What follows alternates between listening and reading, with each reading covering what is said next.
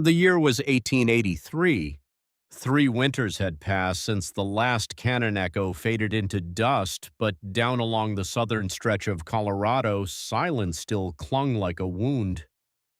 Just past Dry Creek territory, where the land ran dry and the fences leaned with tired shoulders, stood a place called High Hollow Ranch. It wasn't much to look at.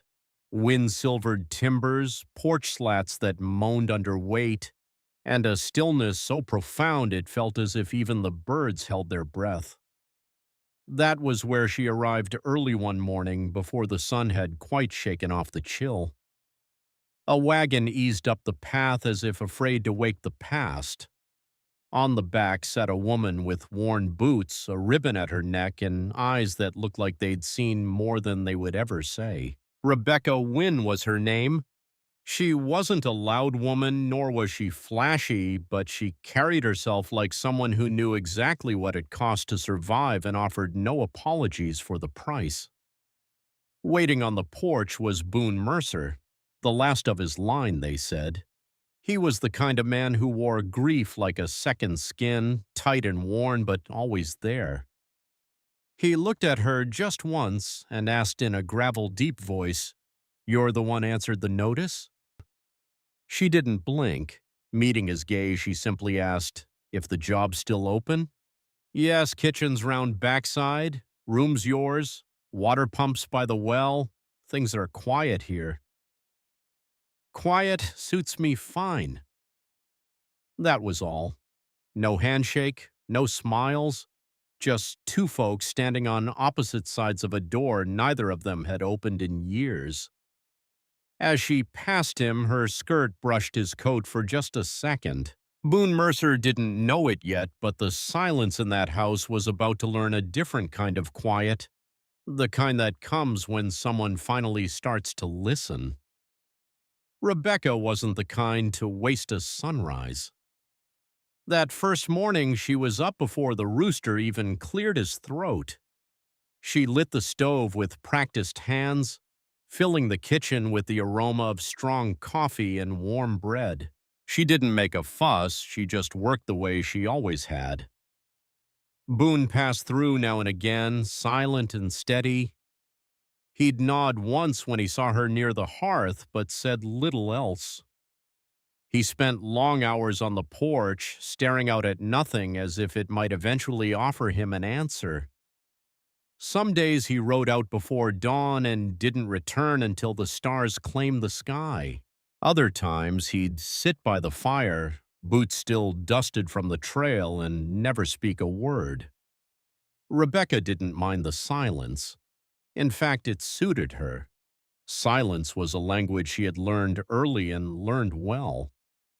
She had worked a house once in Los Alamos, a grand place with fine curtains and a man with soft hands and sharp eyes. He had hired her to cook, but it turned out he wanted someone who wouldn't look away when he reached for her wrist. She did look away. The next morning, her belongings were tossed onto the porch like trash. "Women like you don't last," he had sneered. She didn't answer. She just left. And before that, there was her mother during the war, frail and coughing, cooking over ash while Rebecca stirred broth and tried not to notice the blood. A neighbor had once left them apples and a note, "For your strength." And that was the only kindness she remembered from that winter. So yes, she had made her peace with the quiet. Perhaps that was why Boone's silence didn't scare her. It felt familiar, like the walls of a place you once called home. There was a dog on the ranch they called Copper, gray around the eyes with ribs like old fence posts. At first he paid her no mind, but one morning while she was kneading dough by the window and humming a tune her mother used to sing, the dog rose, stepped off the porch, and sat himself right at her feet. Boone saw it from the porch and narrowed his eyes, sensing a shift he wasn't sure whether to fear or welcome. Then came the rain. A storm rolled in sudden from the hills, fast and loud, Rebecca had just hung the wash when the wind tore the line free, sending Boone's shirts flying like white flags across the prairie. She ran out, skirts whipping around her boots, snatching at sleeves and collars. She slipped in the wet grass and went down hard, but before she could scramble up, a hand caught hers. It was Boone.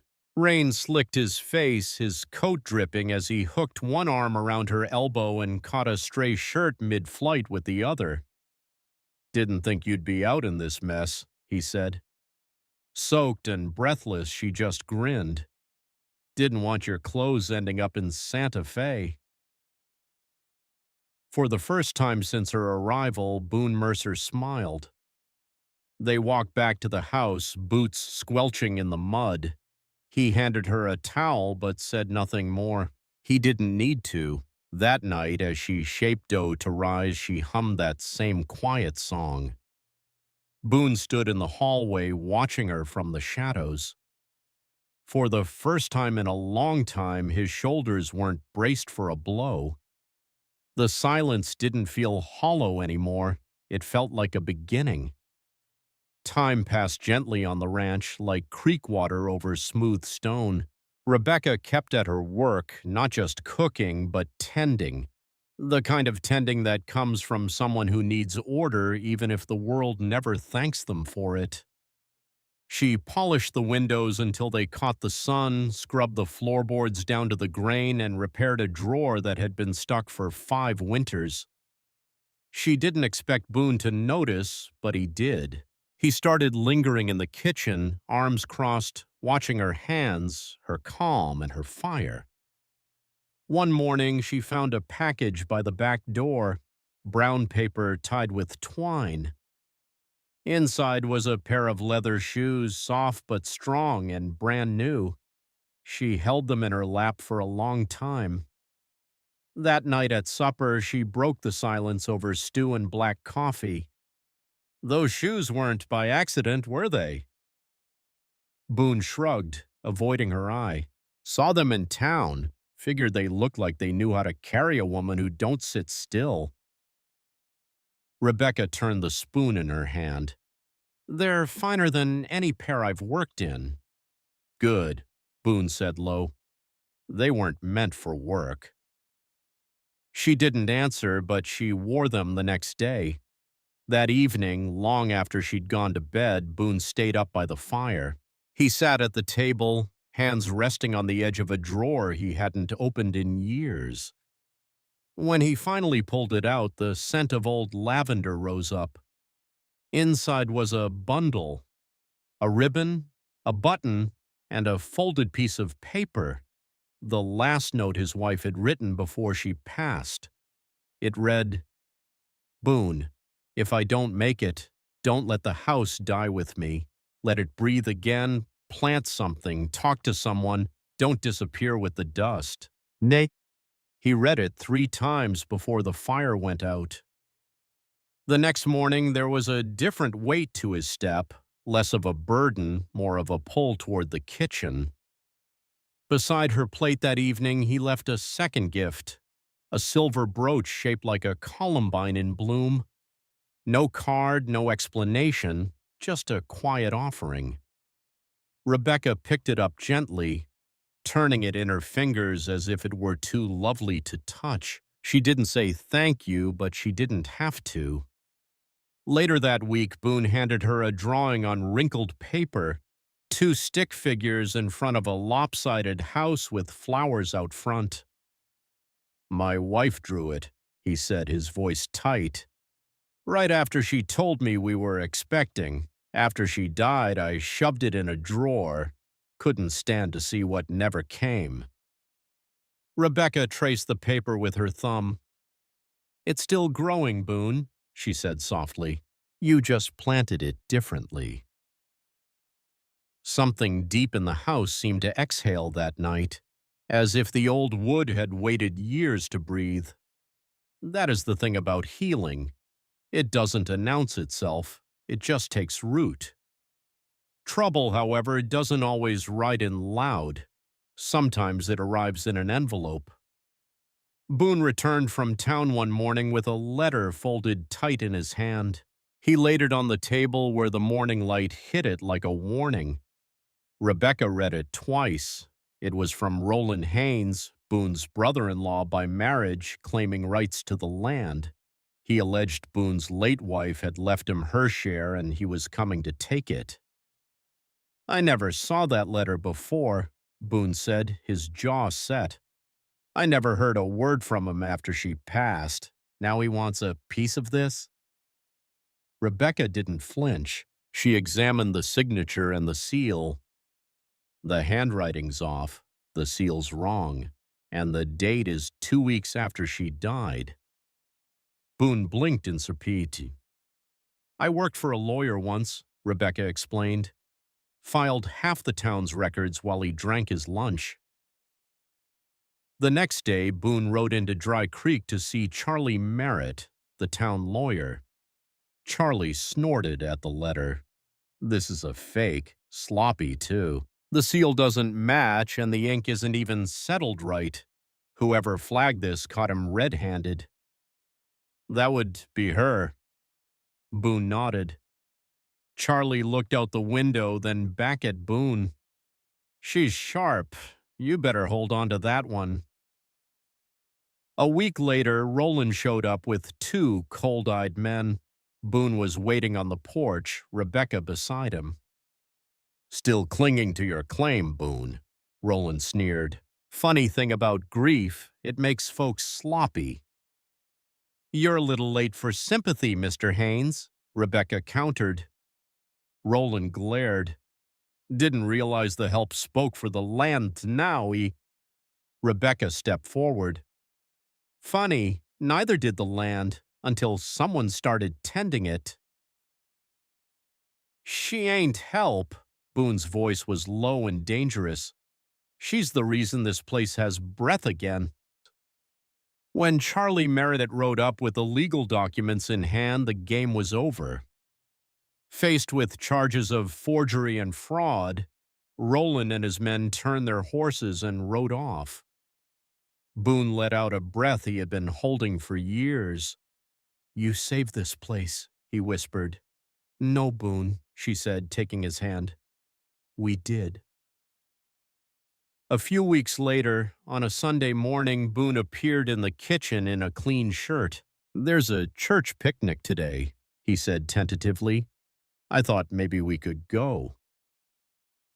"You haven't stepped foot in that crowd in years," Rebecca noted. "Maybe that's the reason I should."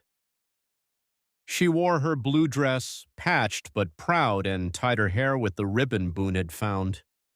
They rode into Dry Creek side by side. People noticed. Whispers stirred like leaves. "Is that him?" "Thought he'd gone full ghost." Boone didn't flinch. He tipped his hat to those who greeted him.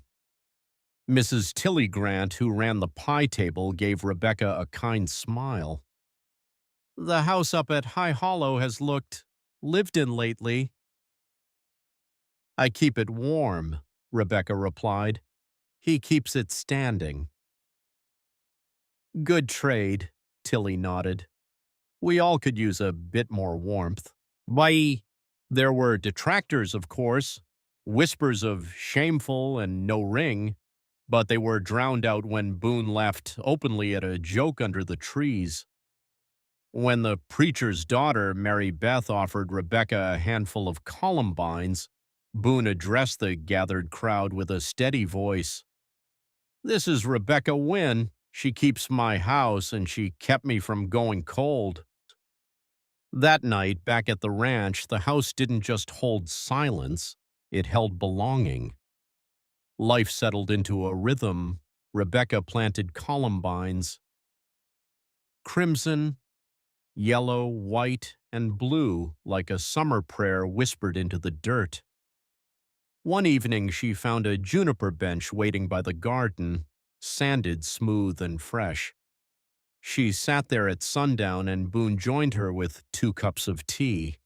No words were needed. Later he gave her a book of poetry. "Any good?" he asked as she read by the fire.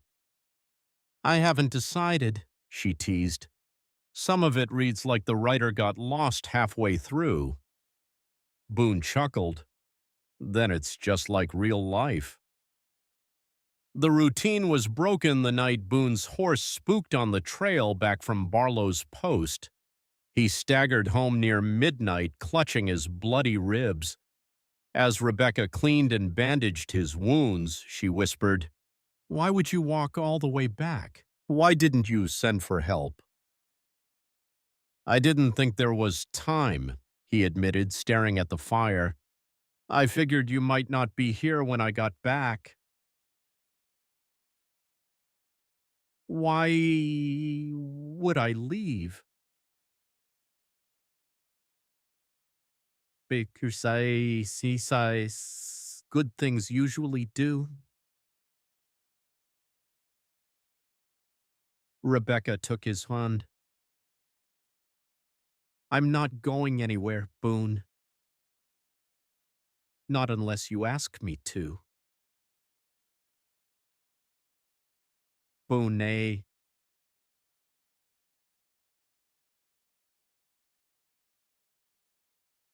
slowly, and Rebecca say, through.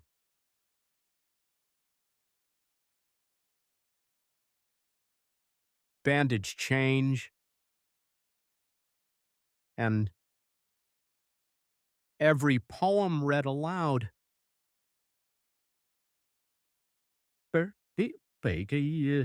One evening, as they sat on the juniper bench, Boone handed her a creased piece of paper. In his rough, uneven scrawl, it read, "There's no need to ask you to stay anymore. You already have. But if you'd let me, I'd like to make it proper, name and all." Boone cupped her face with hands that had once only known how to build fences and bury loss. He kissed her then, not like a man making a claim, but like one finally coming home. They were married the next Sunday under the cottonwood tree behind the house. Rebecca wore her patched blue dress and the silver columbine brooch. The flower was a wild thing pushing through hard dirt, a symbol of faith, hope, and love. Rebecca carried all three. Afterward, they shared tea by the fire just as they had 100 times before. But now there was a new name carved into the bench outside, and a place set for a life not stumbled into but chosen. This was the spirit of the land, a story told by Dust and Heart Western Tales.